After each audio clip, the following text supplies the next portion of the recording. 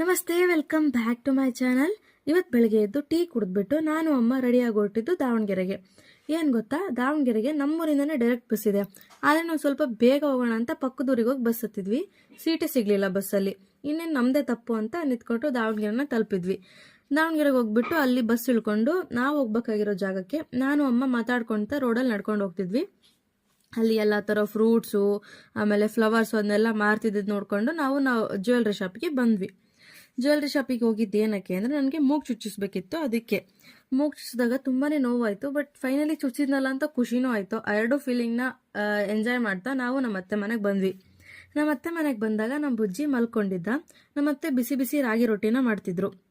ರಾಗಿ ರೊಟ್ಟಿ ಮಾಡಿದ್ಮೇಲೆ ರಾಗಿ ರೊಟ್ಟಿ, ಚಟ್ನಿ, ತುಪ್ಪ, ಅನ್ನ ಎಲ್ಲ ಊಟ ಮಾಡಿದ್ಮೇಲೆ ನಮ್ಮ ಬುಜ್ಜಿ ತರಲೆ ಸ್ಟಾರ್ಟ್ ಆಯಿತು. ಅವನಿಗೆ ಸ್ಕೂಲಲ್ಲಿ ಕೊಟ್ಟಿರೋ ಶೂಸು ಆಮೇಲೆ ಸಾಕ್ಸು, ಲಂಚ್ ಬಾಕ್ಸು ಎಲ್ಲನೂ ತಂದು ತೋರಿಸ್ತಿದ್ದ. ಆಮೇಲೆ ಪಾಠ ಮಾಡೋಕ್ಕೆ ಅಂತ ಶುರು ಮಾಡ್ದ. ಅವ್ರ ಸ್ಕೂಲಲ್ಲಿ ಅವ್ರ ಮ್ಯಾಮು ಹೇಗೆ ಆ್ಯಕ್ಟಿವಿಟೀಸ್ ಎಲ್ಲ ಮಾಡ್ತಿದ್ರು ಅದೇ ಥರನೇ ಅವನು ಮಾಡ್ತಿದ್ದ. ನಿಜವಾಗ್ಲೂ ತುಂಬ ಖುಷಿ ಆಯಿತು ಆ ಥರ ನೋಡಿಬಿಟ್ಟು.